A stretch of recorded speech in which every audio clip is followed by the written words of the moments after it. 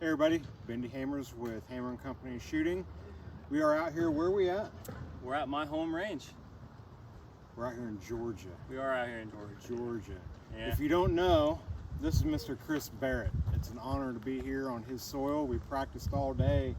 I was just telling him that he pretty much wore me out today. We shot a full course, right? All 8 stages? Yep, all 8 stages, 10 guns. 2 guns per. Yep. And then you made us finish on outer limits? Yep, you always got to end on outer limits. When you're tired, you got to do the hard ones. Yeah, well, we paid the price for that. So the idea was we came down here, we spent the day with Steve Foster, we trained some things, we learned some things, we came out here and then we ran a match. So Chris, one of the things I'm going to ask you is something that I asked Steve as well, and it's something that I'm thinking a lot about. And again, I didn't prep him with the question, so we'll see if he struggles or not. What's the difference between training and practice? So the difference between training and practice is practice, you're usually thinking about things. You might take a miss here, you might take a miss there, you might be going too fast, you might be going too slow. You're trying to really work through your mind. But when you're in training, you're trying to shoot it like a match, so the person who's helping you, or if you're trying to do it yourself, you're trying to shoot it like a match so you can think about it, really see what's happening, make tweaks, which also can be harmful because you're thinking about things too much, because maybe you're changing your footwork, maybe you're changing your stances, how you hold the guns. So training probably is more involved with that kind of stuff, like changing grips and things, trigger placements, and just gun parts. There's all kinds of things you do in training you might not do in practice. Practice, you might be trying to get more consistent, comfortable. Training, you might be learning something new. So there's kind of different trade-offs, definitely, but well, that's very interesting because I made the same differentiation, except I think yesterday when I said it, I swapped the 2 words. And he's the champion, so we're going to go ahead and go his route.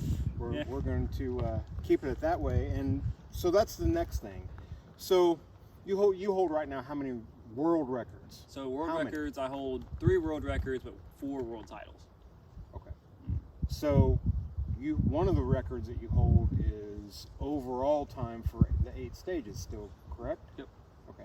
You've got some very strong competition out there. Oh, we do. Oh, okay? yeah. Yep. We're not going to go through all those names, but I'm going to go ahead and say that Chris is one of the fastest out there. We've got a lot of friends out there. We're not going to name names as to, you know, who's the competitive world, but we do have to make an honorable mention.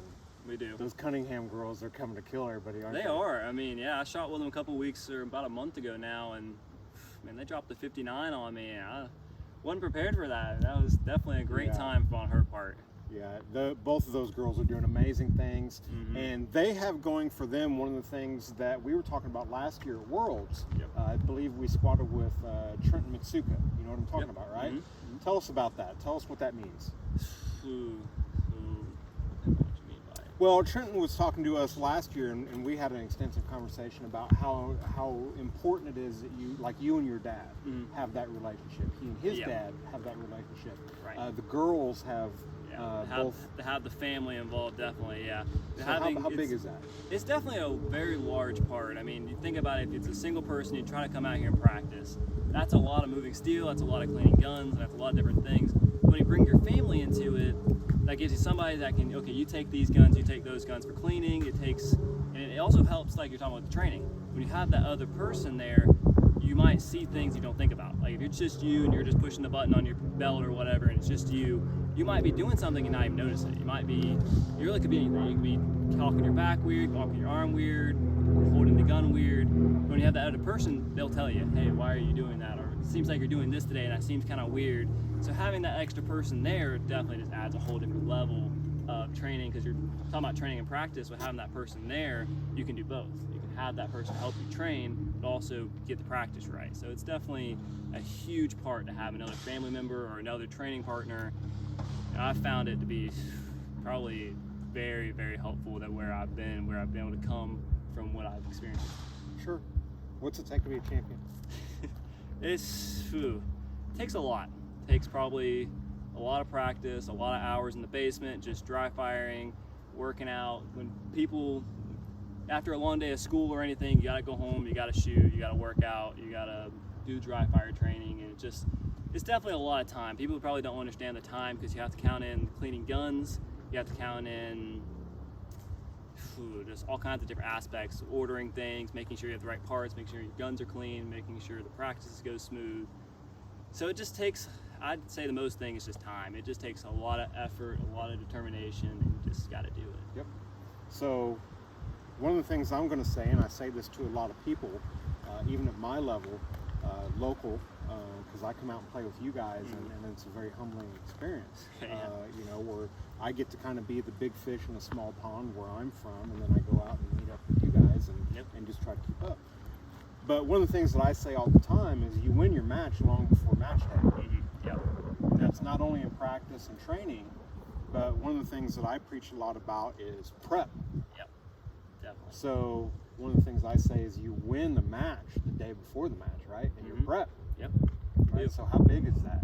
Oh man, it's massive. I mean, making sure your guns run 100% of the time is definitely key. Making sure, like, every night before I go to a match, I'll lay out everything I'm taking: ammo, guns, backup parts, toolkits, even paint. I mean, I just bring all kinds of stuff to any match I go to. Doesn't matter if it's local, doesn't matter if it's Worlds. I'm gonna have everything in the car that I need, because if I get there and I need it, I'm gonna have it. And that's just how I look at things. So that prep is definitely super important. The same thing with practice, like I said. You have to go out and put the work in practice for the matches to go well. And then same thing with equipment. If your equipment's not running and you don't maintain it, clean them, do all the things that matters, and when you get to that match, then it's not going to show. So it's definitely something you have to really keep in mind. One of the things I have to give you a lot of credit for, and when I've shot, how many matches have we shot together? Large matches. Large matches? I think 2, 3. 2 or 3. Yeah, I'd say 3. Area 5, yeah, Worlds. I know there was another one in there. Did we shoot Area 5 twice? At Not any yet. rate, one of the things that I learned real quick was, and we had talked before we had even shot together. I knew who you were, and I think you knew who I was. Right. But spending time with you and your dad, there is a psychological thing that's going on. Not only between you and your dad, but with you especially. There's a reason you're a champion. Right? And a lot of it's up here, right? Yep. So what is your approach mentally to a match? And then within that, what is your approach to keeping yourself going all match long? So my approach to matches is definitely to be relaxed. You don't need to be too tight, like too stressed out. If you're really stressed, you're gonna tighten the gun up, shake a lot. So you gotta stay relaxed. So that's like, if you see me at a match, you'll always see when I walk up to the line. Well, let me back up actually. So you gotta be relaxed. You gotta be able to talk to people, just be friendly. And then when you get ready to go up to shoot, you need like 2 shooters before that. You need to step off. I always kind of step back, kind of think about, okay, I'm shooting this stage, work it through my mind, make sure I can see the place, see me shooting it, kind of getting that mental picture of, okay, what am I about to do? And I might stretch a little bit depending on what the stage is, and then at that point, when I'm really focused and more, I'd say focused, then I go out, cue the stage, and the last thing I do before I start shooting is I take a couple breaths.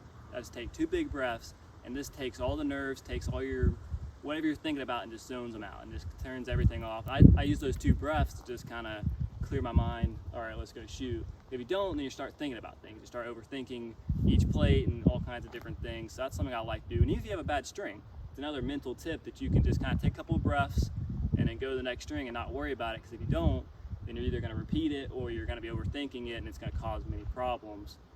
But pretty much my main focus for matches to continue that is, like I said, just kind of taking it smooth, make sure to bring snacks, make sure to drink plenty of water, just kind of keep it light, talk to people, be friendly, make sure to paint, just kind of stay active, but not overthinking. Okay, that last stage, dang, I really didn't do well, or I didn't really do what I meant to do. We can't think about that. Okay, that stage is done. You can think about it for a little bit of time, but at some point you got to move on. Okay, now I'm at my next stage, and this is a different stage, and I just need to shoot it. I can't make up that time. I can't make up whatever time. I just need to, this is my number and I need to hit it. So that's where I really focus on. I just focus on, okay, stage to stage, this is what I want to do, and I can't really focus on what other things happen, because you start focusing on other people or other times, then that's when you start pushing and you start getting in your head too much. So I just really try to stay relaxed. You just gotta stay smooth. You just gotta find yourself and just find your zone. I think that's where those breaths come in, where you take a breath and you just find, okay, this is what I want to do, and I think that's really what's helped a lot for me. Right. There's things that I've learned from you. Some of your very strong competition, probably your strongest competition, is Grant, right? Yep, definitely.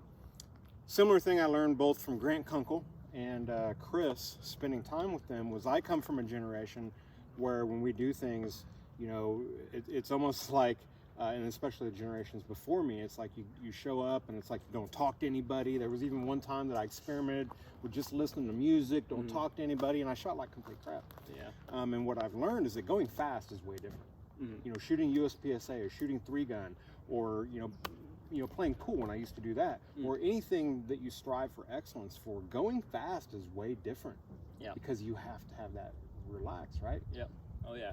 So one of the things I learned from Grant was I was real aggravated one time with one of the way the stages were set up, and it really bothered me. And I talked to him later. I was like, yeah, you know, that stage, the way it was set up. And he's like, yeah, you're going to see that sometimes. It is what it is. Yeah. And I'm like, it is what it is. You know, here's this guy, you know, half my age. It's like I just learned. And spending time with you, when we shot Area 5, I don't know how many times it was, you're like, oh, it is what it is. You know, catastrophe comes and your dad's over there throwing rocks and kicking people, and he doesn't do that. But he's a lot of fun. And you walk away from the line and it's like, that happens sometimes. Yeah, I mean, you can't worry about it. I mean, like talk about stages. Even in practice, sometimes I'll make sure if the stage looks weird, I don't fix it. I just leave it, because you know you're gonna see them. It just happens. I mean, if you shoot like Worlds, you shoot 4 days and everybody's shooting 9s and all kinds of different calibers, those plates are gonna move, and there's nothing you can do about it. I mean, most of the time they're nailed in, but certain matches don't. So there is things, but you just can't worry about it. You get off the line. All right, well, I shot this number. It's not what I wanted, but you can't throw a fit about it. You can't really be angry about it. You shot the number and you took the number, so it's just kind of have to be relaxed and just move on. And there's nothing else you can do at that point. You check the box, kind of to say, I guess. Give me a comment on something. This is something I feel Steve and I have talked about this. When it comes to Steel Challenge in particular, one of the things that I think gravitates people towards Steel Challenge, one, it is simpler shooting on the outside looking in. You know, there's not a lot of movement, but it's actually very complicated. But what I've noticed, different than any other shooting sport and many other sports in general, is that there's a big family element to this. There people are closer in this shooting aspect than anything else that I've done. Where the competition is, you know, you and Steve show up, you know, and Grant's there and the Cunninghams are there, and you guys are all, I mean, you really do, you guys love each other. It's a great community, even though, you know, competition wise, you're just wanting to just kill them. You know, I don't want to beat you by, you know, quarter second. I want to beat you by 6 seconds. I mean, it does happen sometimes. So do you feel that same way about this compared to anything else? Yeah, I definitely agree that this sport, there is a lot of family. I mean, if you've ever shot any Rimfire Challenge, which is very similar, also has the same aspects, but it's the same thing. You're not doing a lot of moving. But I do find USPSA, you do find certain people who do have the family, and you can always tell there's certain squads that you can tell they're a big family, but there are some more people in that sport because you're moving and there's more going on, that there's more people off themselves, but there is still a family aspect. But at this sport, I definitely have noticed there is a lot of family. Like, I've had many matches where I'll go and have a gun break, and I'll have 2 of my competitors over here on a safe area beating on my gun trying to help me fix it. Because and, you know, they might know I'm gonna win or they might win. Doesn't matter, your gun's broke and they're gonna help you. Like, I was at a nationals a couple of years ago and I shot my first gun, didn't go well. My second gun, I went to practice area, same thing. Well, like I said, I had 3 people beating on this gun that they were trying to beat me, who were helping me fix my gun, even gave me parts off their guns to help me get the gun running. And it's just mind-boggling how friendly and how kind people are out here. And that's probably one of the biggest draws I find in the sport. Like, I get it might not be as action-packed as most people think it is, but it's definitely not easy. When you start going faster and faster and you start getting the numbers that me and some different people are at, it's a whole different ball game of shooting. And it's not, you're not moving and stuff, but you're definitely going fast, and it teaches you how to shoot your guns, how to see your plates, and how to do it quickly. So I think it's a great learning tool to anybody. Last thing that I want to ask you to comment on is, one, we definitely want to make mention of the people who support us, our sponsors. And a quick word about, number one, who you sponsored by. What are they doing for you, both, whether that be physically, mentally, whatever it might be, and then what does it mean to be sponsored? Well, I think I'll probably go with what it means to be sponsored first. So to be sponsored, it just means to be loving and kind, helpful, informational. You have to be able to like guide people, help people, and just be friendly. You just got to be able to be open with them and help them make the right choices and best, I guess, actions you can say. And that's really what it means to be sponsored to me, just to be helpful, just to be part of the sport, B, help the new generations, help the old generations, help everybody, and just help the sport grow is really my key ideas. And then for sponsors, you know, Steel Target Paint's definitely helped out a lot. Helped us out today with painting for sure. Magnum Research is one of my big sponsors. If y'all haven't know, the Switch Bolt's my pretty much go-to guns, and it helped me out a lot with that kind of stuff, guns and keeping everything running. So they helped me out a lot there and different things. Federal Ammunition has helped out a lot. I mean, I know right now with COVID, everything's been a little crazy, so it's understandable, but they've helped me out a lot with ammo and different things over the years. And then JP Enterprise, that's my PCCs. I mean, I love those guns. If you haven't ever shot a JP, you need to try it. And they're just unstoppable, man. And then think about who else. There's Pro Years, which I've recently switched to this year as Pro Years. I've got their custom fits. I mean, those things are amazing. I had the silicones before that didn't have any electronics. I just feel like I was really strained to hear people. Now I just hear people, talk to people, and it makes life 100 times easier and keeps your hearing safer. Hunter's HD Gold's definitely key, which I know everybody out here has a Hunter's HD Gold, and man, that stuff just changes the world. We all know we used to have a bag full of glasses. Right. Now I don't have that bag anymore, and I'm really glad. And man, there's I don't think who else. I think. Well, we're definitely not going to sit here and remember everybody. Yeah, There's we're not so going to many remember people everybody. out there. The one thing I've noticed being for me, and this is kind of what I want to get to with people that are listening, sponsored is not about being the fastest. Yep. You're not sponsored because you're the fastest, right, necessarily. Definitely. Okay? It's about who you are, and that's what I had to learn a lot about, because my journey has began in one place, you know, like a killer instinct, warrior mind, and then trying to come into that open up, and like what you repeated several times, you know, that being friendly and involving yourself while you're shooting. Steve Foster is a huge advocate of that as well. I mean, the guy, I make fun of him because he walks up and, you know, he gets ready to shoot. Hi, I'm Steve Foster. How are you? I'm like, dude, how are you not, you know, concentrating on what you're going to do? But that actually is the concentration method. Yeah, it is. Right? Right. And then the sponsors kind of is that same thing. The people that are involved in sponsorship in this sport are so supporting in a networking type way, right? As people. Definitely. Not just like, you know, here's some paint or here's some ammo or here's some parts. I mean, they're out there with us. Yep, they are. They're the next bay over. They're in your squad. They're all around, and they really do believe in this sport and love this sport, and they wish for it to grow. And that's why you see them out here. That's why you see so much support for this shooting, is because they want to see people like grow. I mean, this is a entry-level sport for kids, for new shooters, and they want to see that. This is where people learn to shoot, and they love to be a part of that. And I think that's what really draws a lot of sponsors to this shooting, is because of that. Like you said earlier, because of the family. Every shooting company is family. They all know each other. They're all interconnected. They all use each other's products and different things in certain aspects. But it's definitely a great thing to see, and I definitely think sponsors do love this sport. Well, we can stand out here all day. This is a beautiful place to be. I really appreciate you having us come out. No problem. Steve's over there standing out. Steve, come on up here. Yeah, come on, Steve. Get Come in on. here. Steve's standing off camera making faces at us. I was. Steve Foster, we spent the day with him yesterday. These two guys go at each other. They've both made a big influence on me. They've helped my wife and Dennis as well. So kind of our area coming up to be with you guys. Yeah. This is it, guys. This is who we're paying attention to. Okay, the training that we're going to do locally, it's going to be to send you out here, or come with us out here. This is going to be at least once a year. We're going to be coming out here. Had a blast today. Yeah, that was awesome. You guys It was wore me fun. out. You guys wore me out. All right. Thank you. Thank you. Good seeing you, Jeff's Ben. over there. Thank you, Jeff. We're going to be bringing some stuff back home. There's going to be some more videos come out. There's going to be some classes coming very, very, very soon. Look for it. Thank you, everybody. See you guys.